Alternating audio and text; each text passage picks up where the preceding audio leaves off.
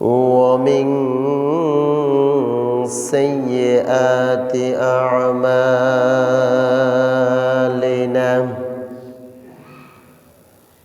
من يهده الله فلا مضل له ومن يضلله فلا هادي له ونشهد أن لا إله إلا الله وحده لا شريك له الذي أرسله بالحق بشيرا ونذيرا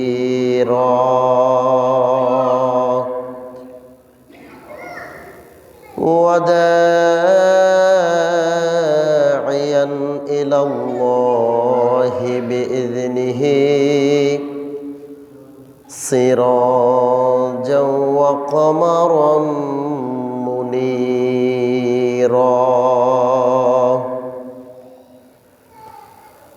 أما بعد فقد قال الله تعالى في كلامه المجيد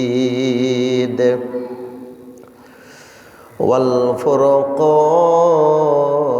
الحميد فأعوذ بالله من الشيطان الرجيم بسم الله الرحمن الرحيم وكذلك نري إبراهيم ملكوت السماوات والأرض وليكون من الموقنين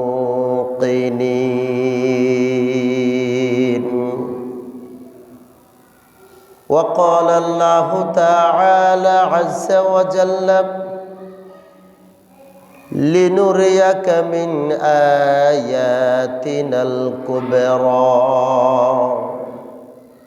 صدق الله العظيم ونحن على من الذاكرين والشاكرين والحمد لله رب العالمين إن الله وملائكته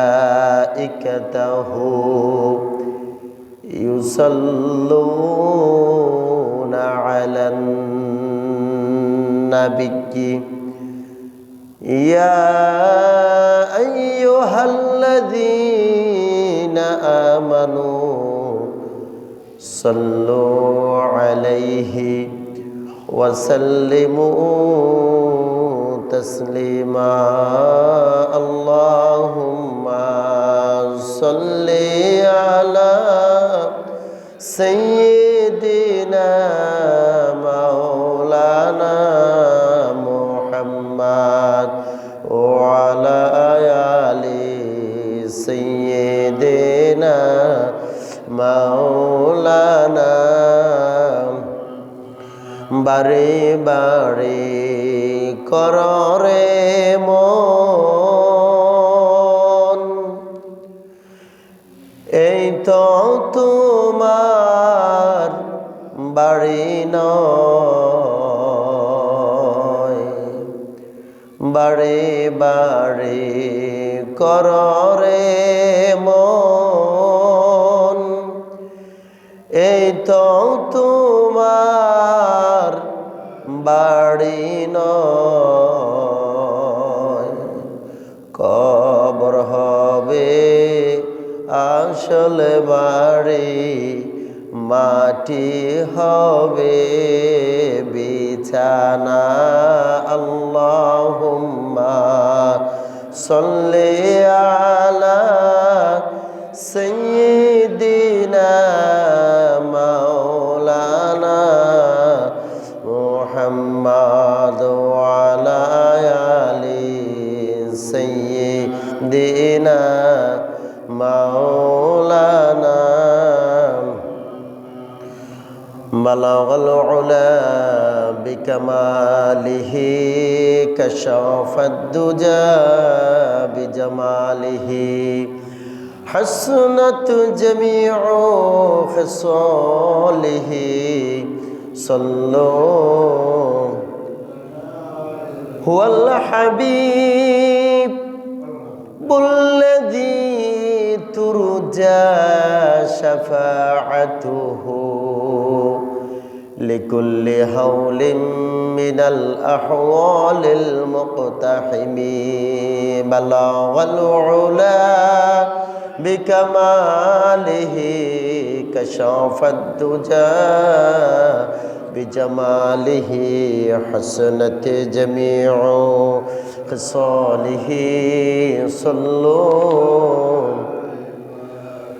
মুহাম্মাদুন সাইয়্যিদুল কাউনাইনি ওয়াস-সাকলাইন ওয়াল ফারিকাইনি মিন আরবি ওয়া মিন আজামি। বালাগাল উলা বিকামালিহি কাশাফাদ দুজা বিজামালিহি হাসনাত জামিউ খিসালিহি সাল্লু। সম্মানিত মুসল্লি ভাইরা, আসুন সর্বপ্রথমেই মহান আল্লাহ পাকের দরবারে শুকরিয়া আদায় করব যে আল্লাহ তাবারক ওয়া তাআলা এই কনকন ঠান্ডার ভিতরে রজব মাসের দ্বিতীয় জুমা,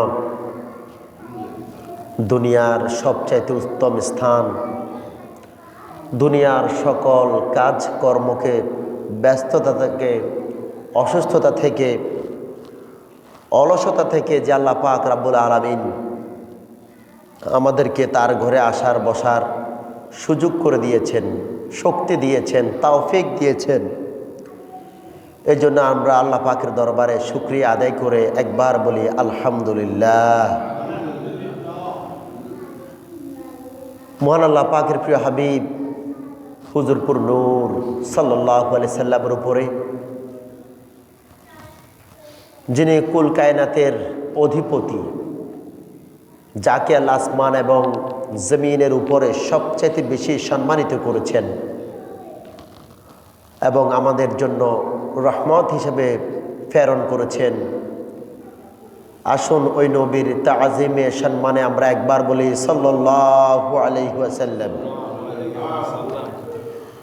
প্যারা হাজরিন, মুসলিম ভাইরা, আজকে ইংরেজি মাসের 2 তারিখ 2026, আরবি মাসের 13 তারিখ। আল্লাহ পাক রব্বুল আলামিন মাহে রমজান মাস আমাদের সৌভাগ্যে রেখেছেন। এরপরে শাবান, তারপর হচ্ছে রমাদান মাস। এই 3টি মাস অত্যন্ত ফজিলতপূর্ণ মাস, আমলের মাস। এই মাসের একটি গুরুত্বপূর্ণ দিক হচ্ছে আল্লাহ তাআলা তার প্রিয় হাবিবকে এই মাসের মধ্যে আরবি 26 তারিখ দিবাগত রাত তথা 27 তারিখে তার প্রিয় হাবিবকে লাইলাতুল মেরাজ অর্থাৎ সপ্তম আসমান পর্যন্ত ভ্রমণ করিয়েছেন, যেটা অন্য কোনো নবীর পক্ষে, অন্য কোনো পয়গম্বরের পক্ষে কোনোদিন সম্ভব হয় নাই। এখন আল্লাহ রাব্বুল আলামিন আমার নবীকে, আমাদের প্রিয় হাবিব সাল্লাল্লাহু আলাইহি সাল্লামকে দুনিয়া থেকে কেন বাইতুল মাকদিস, সেখান থেকে সপ্তম আসমান তথা সিদরাতুল মুনতাহা পর্যন্ত আল্লাহ পাক তার প্রিয় হাবিবকে কেন নিয়ে গেলেন, কোন সময় নিয়ে গেলেন, সময়টা কেমন ছিল, যেহেতু এই মাসের সাথে এই ঘটনাটি অত্যন্ত গুরুত্বপূর্ণভাবে জড়িত, ইনশাল্লাহ আমি এভাবেই কোরআন এবং হাদিস থেকে কিছু কথা বলবো। আল্লাহ পাক রব্বুল আলামিন আমাদেরকে এই কথাগুলো শ্রবণ করার তৌফিক দান করুক। সকল বলি আল্লাহুম্মা আমিন। আমি পবিত্র কোরআন পাকের সূরা ইসরা, আল্লাহ পাক রব্বুল আলামিন তার প্রিয় হাবিবকে আয়াতের মাধ্যমে স্পষ্টভাবে জানিয়ে দিয়েছেন, সুবহানাল্লাযী আসরা বিআবদিহি লাইলাম মিনাল মাসজিদিল হারাম ইলাল মাসজিদিল আকসা। অর্থাৎ মসজিদে হারাম থেকে মসজিদে আকসা, এটা একটা ভ্রমণ। আর মসজিদে আকসা থেকে একদম সিদরাতুল মুনতাহা সপ্তম আসমান, সেটা হচ্ছে নবীজির মেরাজ। সেটা কি? নবীজির মেরাজ। মেরাজ শব্দের অর্থ হলো ঊর্ধ্বগমন, সিঁড়ি অতিক্রম করা। আর মসজিদে হারাম থেকে বাইতুল মাকদিস পর্যন্ত যেটা গিয়েছেন সেটা হচ্ছে ভ্রমণ, সেটা হচ্ছে ইসরা। সেটা কি? ইসরা। আল্লাহ পাক রব্বুল আলামিন, উলামায়ে কেরাম গবেষণা করে দেখেছেন, মানুষ যখন এতিম হয়, অসহায় হয় কিংবা মন খারাপ হয়, তখন আমাদের বন্ধু বান্ধবরা আমাদেরকে অনেক সময় সান্ত্বনা দেয় না? দেয়। ব্যবসা বাণিজ্য যদি লস হয়, ছেলে সন্তান যদি মারা যায়, বিবি যদি মারা যায়, তাহলে বন্ধু বান্ধবরা সান্ত্বনা দেয়। কপালে যাওয়ার হয়েছে, এই নিয়ে আফসোস করার কোনো দরকার। কিন্তু আল্লাহর হাবিব সাল্লাল্লাহু আলাইহি সাল্লামকে এরকম একটা সান্ত্বনা মুখে না দিয়ে আল্লাহ তার প্রিয় হাবিবকে মসজিদে হারাম থেকে মসজিদে আকসা ভ্রমণ করিয়ে আরশে আজিমে নিয়ে আল্লাহ পাক রব্বুল আলামিন তার প্রিয় হাবিবকে সান্ত্বনা দিয়েছেন, হাবিব তুমি মন খারাপ করবে না। সুবহানাল্লাহ বলেন।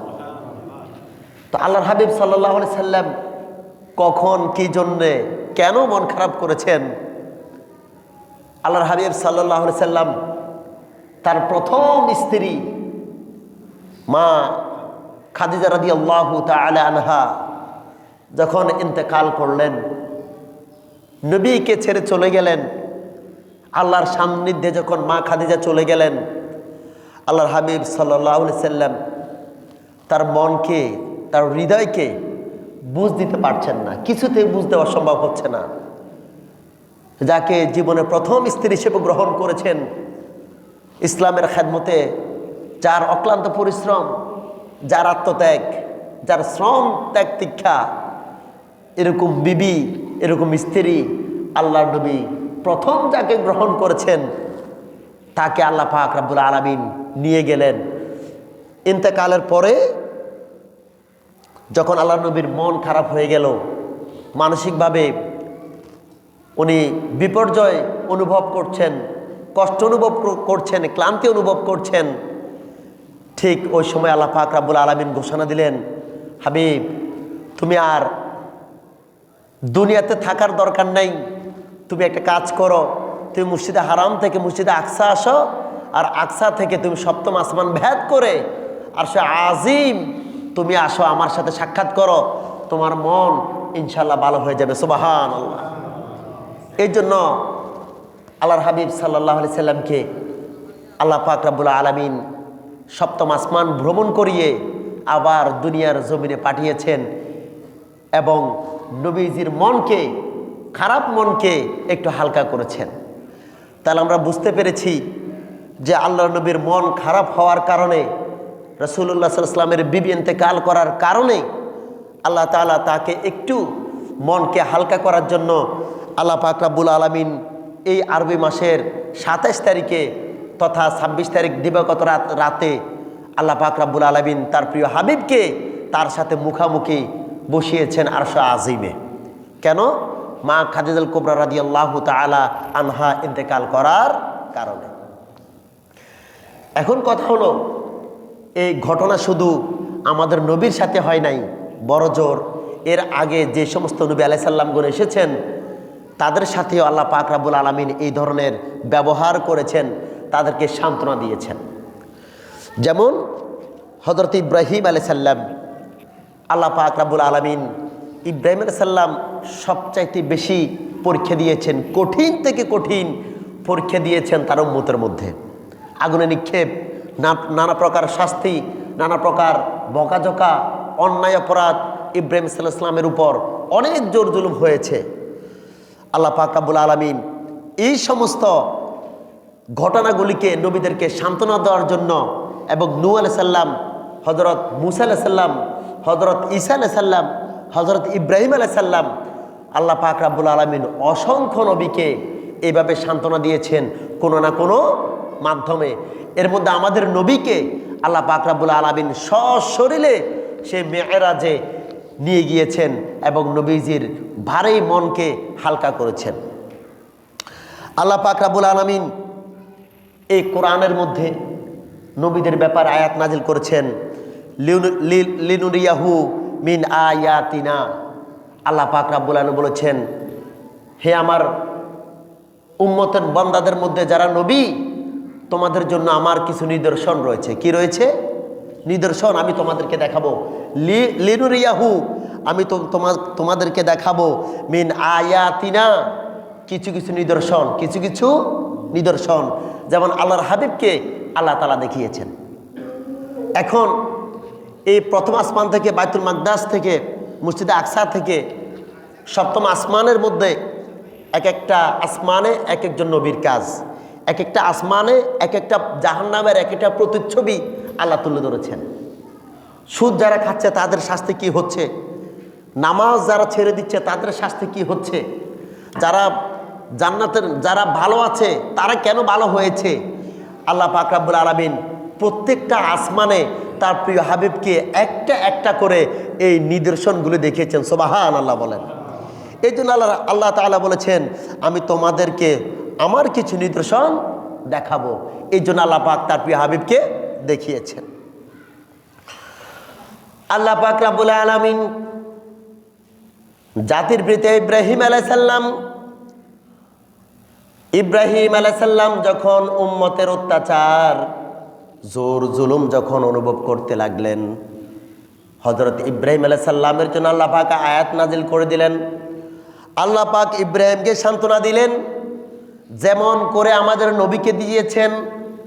হযরত ইব্রাহিম আলাইহিস সালামকে আল্লাহ পাক রব্বুল আলামিন আয়াতের মাধ্যমে জানিয়ে দিলেন, ওয়া কাযালিকা নুরি ইব্রাহিমা মালাকুতাস সামাওয়াতি ওয়াল আরদ। আল্লাহ পাক রব্বুল আলামিন ইব্রাহিমের যখন মন খারাপ হলো, ইব্রাহিম আলাইহিস সালামেরকে সান্ত্বনা দেওয়ার জন্য আল্লাহ পাক রব্বুল আলামিন আয়াতের মাধ্যমে জানিয়ে দিলেন, আমি ইব্রাহিমকে আসমান এবং জমিনে যে সমস্ত ব্যবস্থাপনা আমি আল্লাহ তাআলা রেখেছি, আমি ইব্রাহিমকে একটা একটা করে সকল ব্যবস্থাপনা দেখিয়ে দিয়েছি। এই জন্য ইব্রাহিমকে বলা হয়েছে মুসলমানের জাতির পিতা। আমার বন্ধুরা, ইব্রাহিমকে আল্লাহ তাআলা সম্মানিত করেছেন, কষ্টের পর সুখ দেখিয়েছেন। ইব্রাহিম আলাইহিস সালামকে আল্লাহ তাআলা স্বপ্নে যোগের মাধ্যমে আল্লাহ আশ্বস্ত করেছেন, তার অন্তরকে শান্ত করেছেন, তার জন্য সূরা নাজিল করে আল্লাহ তাআলা সব কিছু বুঝিয়ে দিয়েছেন। আল্লাহ তাআলা এই সমস্ত কাজ করেন যখন কোনো নবীর মন খারাপ হয়, কোনো নবীর উপর যখন অন্যায় অবিচার হয়, যখন কোনো জুলুম হয়। এর জন্য আল্লাহ পাক রব্বুল আলামিন কোরআনের অন্য আয়াতের মধ্যে বলেছেন, ইন্নাল্লাহা মা'আস সাবিরিন, ও আমার বান্দারা, ও আমার নবীরা, ও আমার নবী রাসূলরা, তোমরা বিপদে আপদে সব সময় ইন্নাল্লাহা মা'আস সাবিরিন, তোমরা সদা সর্বদা আমার উপর ধৈর্য রাখবে, আমার উপর বিশ্বাস রাখবে। এটা আমাদেরও রাখতে হবে, আমাদেরও দরকার।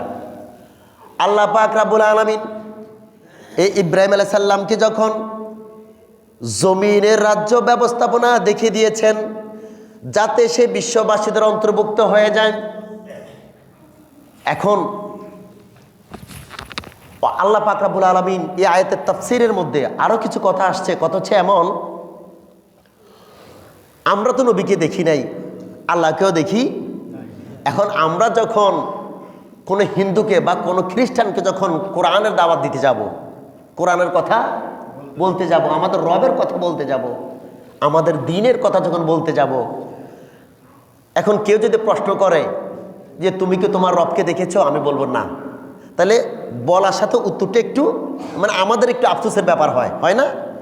আপনি কি আপনাদের নবীকে দেখেছেন যে নবীর জন্য 1500 বছর পরে আপনারা নবী নবী করতেছেন, সেই নবীকে আপনি দেখেছেন? আমরা বলবো যে আমরা দেখি,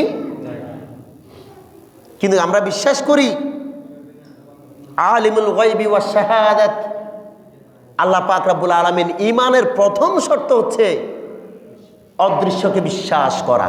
অদৃশ্যকে কি করা? এখন নবীদের ক্ষেত্রে আল্লাহ পাক রব্বুল আলামিন এই গ্যাপটুকুন রাখেন। আল্লাহর হাবিব সাল্লাল্লাহু আলাইহি সাল্লাম হযরতে মূসা আলাইহিস সালাম, মূসার মুআজিজা ছিল, তার হাতে লাঠি ছিল, বিপদে পড়ে যাচ্ছে মূসা কালিমুল্লাহ, তার হাতে যে লাঠি ছিল আল্লাহ পাক তার ক্ষমতা দেখিয়ে দিয়েছেন, তার লাঠি সাপ হয়েছে, আবার নদীও হয়েছে। তো মূসা আলাইহিস সালাম তো আল্লাহর পক্ষ থেকে সরাসরি সাহায্য পাইছে, তার মূসা বিশ্বাস করেছে আমার আল্লাহ সত্য, আমার আল্লাহ।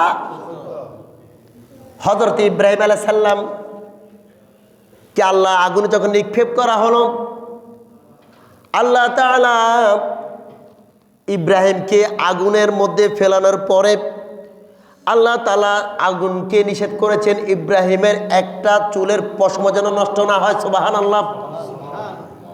ইব্রাহিম আলাইহিস সালাম ধৈর্য ধরার পরে আগুনে ফেলানোর পরে যখন ইব্রাহিম আবার জীবিত অবস্থায় আগুন থেকে বের হলেন, ইব্রাহিম আলাইহিস সালাম বিশ্বাস করছেন আমার আল্লাহ তাআলা সত্য।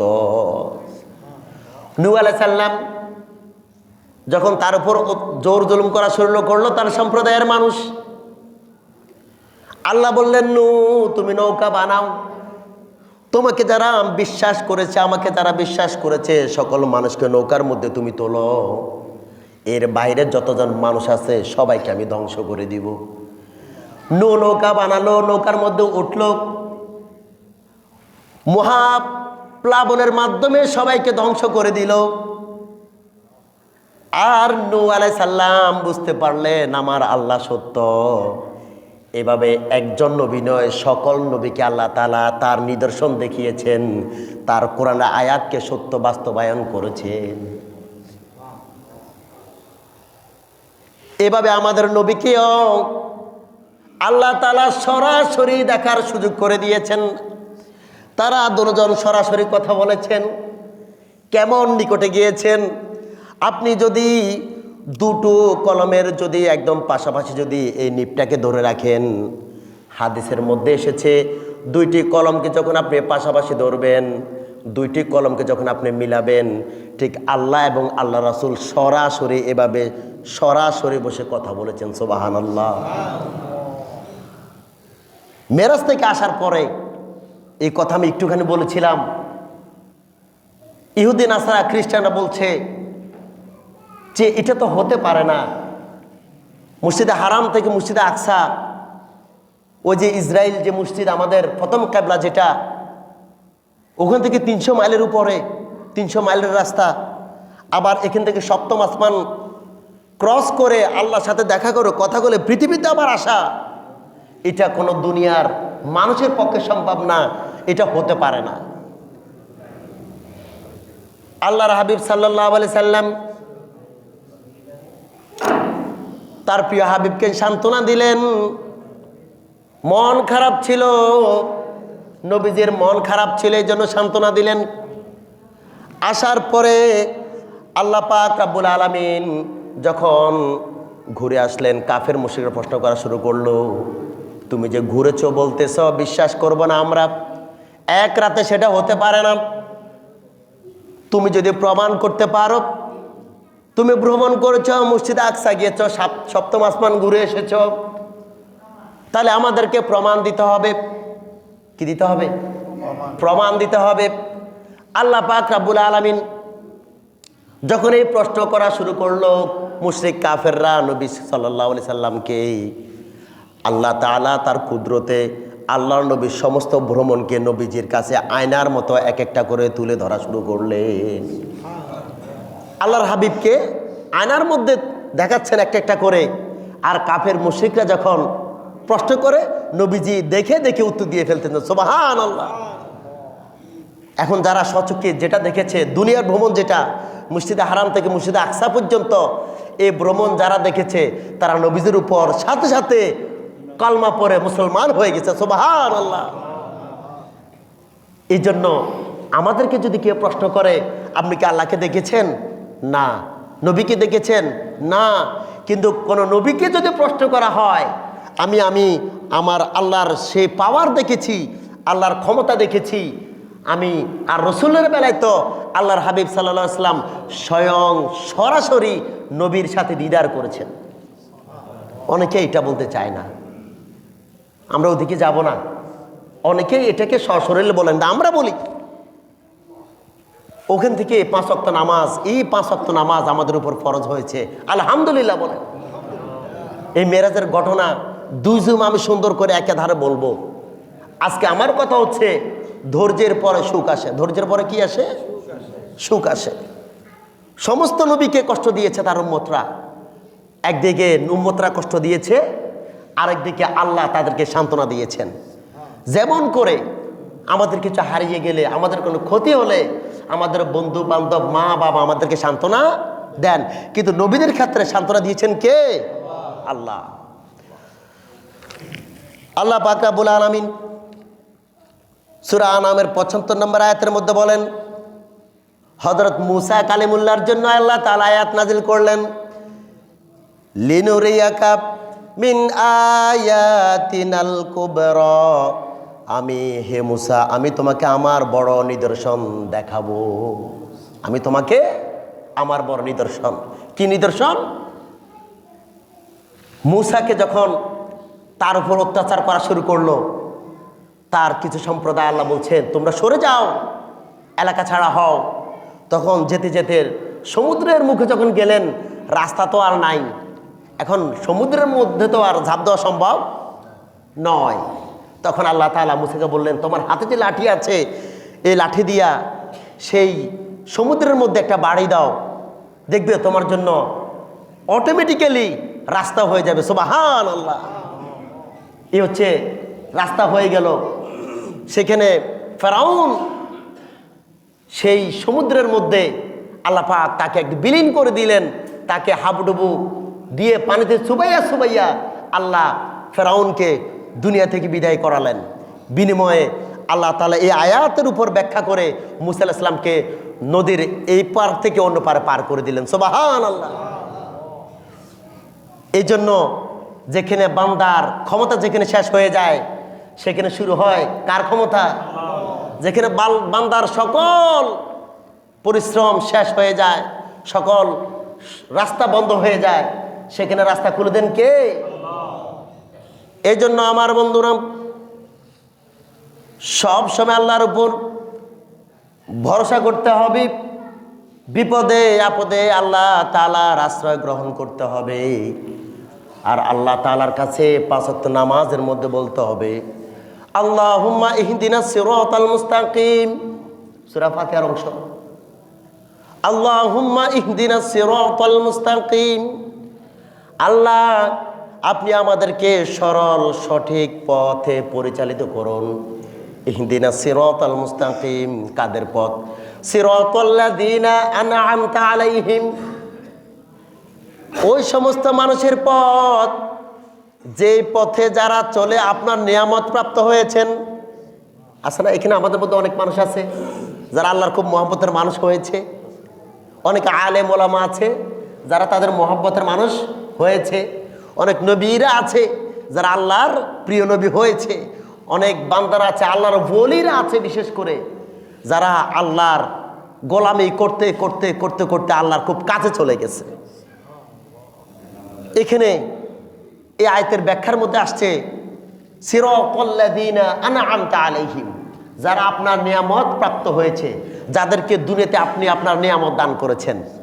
আল্লাহ আপনি আমাদেরকে তাদের পথে পরিচালিত করুন। কিন্তু আমরা তো এরকম আশা করি, আমরা হয়তো নেতার স্লোগান নিয়ে আছি, দুনিয়াবি কাজে ব্যস্ত আছি, ব্যবসা বাণিজ্য যে রাস্তায় হাঁটলে টাকা একটু বেশি আসবে সে রাস্তার মধ্যে আমরা, কিন্তু পরকালের জন্য আল্লাহর কাছে চাইতে হবে, আল্লাহ আমাদেরকে সরল সঠিক পথ দান করুন। কারণ হাসরের মাঠে কাতার হবে ৭৩টা, কয়টা? ৭৩টা দল হবে, রাস্তা হবে, এর মধ্যে একটাই রাস্তা শুধু জান্নাতের রাস্তা। এই জন্য আল্লাহ পাক রাব্বুল আলামিন আমাদেরকে বলেছেন যে এই জান্নাতের সরল সঠিক পথ চাইতে হবে, যেই পথে গেলে জান্নাত পাওয়া যায়। চাওয়ার দরকার আছে না আমাদের বাবারা? আবার তাদের পথ যারা আপনার রাস্তায় চলে আপনার নিয়ামত প্রাপ্ত, সিরাতাল্লাযীনা আনআমতা আলাইহিম গায়রিল মাগদুবি আলাইহিম, তাদের পথ নয়, ওয়ালা দাল্লিন, যারা পথভ্রষ্ট, যারা পথভ্রষ্ট হয়েছে, আল্লাহ তাদের পথে আমাদেরকে আপনি নিয়েন না, তাদের পথে আমাদেরকে পরিচালিত করিয়েন। এই জন্য আমার বন্ধুরা, আল্লাহ পাক রব্বুল আলামিন সব রকম কথা আমাদেরকে শিখিয়েছেন। 5 ওয়াক্ত নামাজ পড়ে সেজদার মধ্যে, মেরাজের রজনীতে, লাইলাতুল বরাতে, লাইলাতুল কদরে এই কথাগুলো বলতে হবে। আপনি অন্যায় করেছেন, সমস্যা নাই, মাপ চান। ভুল করেছেন, মাপ চান। মাপের দরজা সব সময় আল্লাহর দরবারে খোলা, সুবহানাল্লাহ বলেন।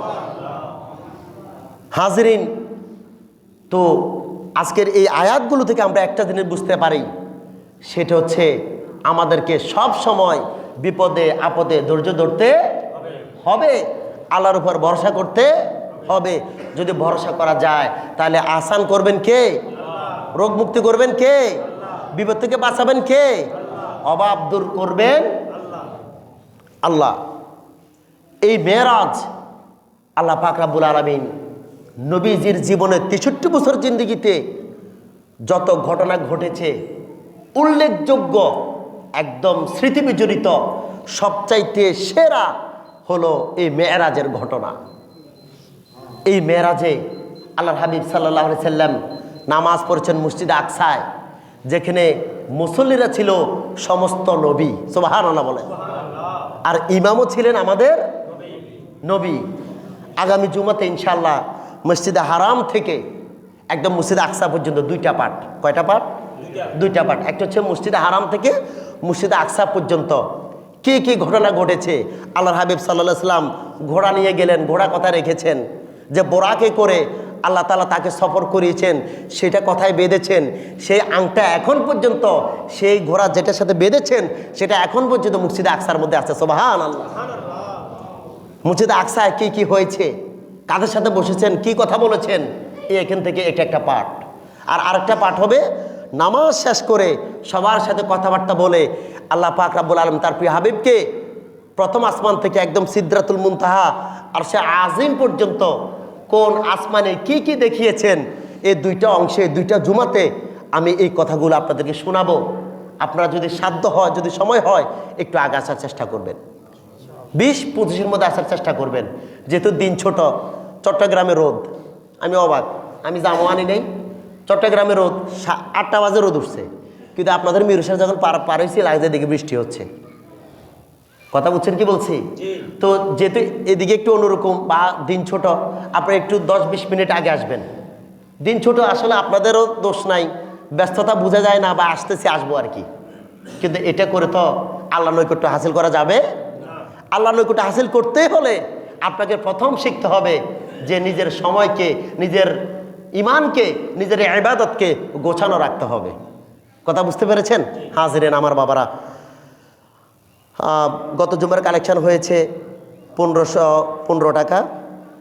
আর অত্র মসজিদের একজন নিয়মিত মুসল্লি জনাব শাহজাহান ভাই অসুস্থ, দোয়া চেয়েছেন। মরহুমা বেগম খালেদা জিয়া, আচ্ছা এটা তো আমরা সকলে জানি, বাংলাদেশের একজন আপসীন নেত্রী বলা ওনাকে, আল্লাহ পাক রাব্বুল আলামিন ওনাকে দুনিয়া থেকে বিদায় করে নিয়েছেন। এতটুকু বলতে পারি আমরা অন্ততপক্ষে তার আচরণের দ্বারা কোনো মুসলমানের কিংবা কোনো আলেমের কোনো ক্ষতি হয় নাই। তো আমাদের দায়িত্ব, উনি যতটুকু করেছেন একজন দেশনেত্রী হিসাবে বা মুসলমান হিসাবে, আমরা ওনার জন্য দোয়া করব। দোয়া চেয়েছেন।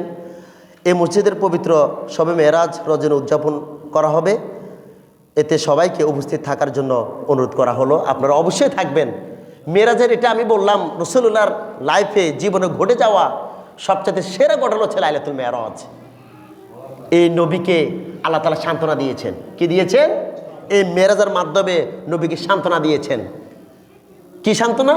মা খাদিজা যখন মারা গেলেন, আল্লাহ নবী যখন একা হয়ে গেলেন, মন খারাপ করলেন, এমন সময় আল্লাহ তাআলা তার প্রিয় হাবিবকে আসমানে তুলে নিয়েছেন।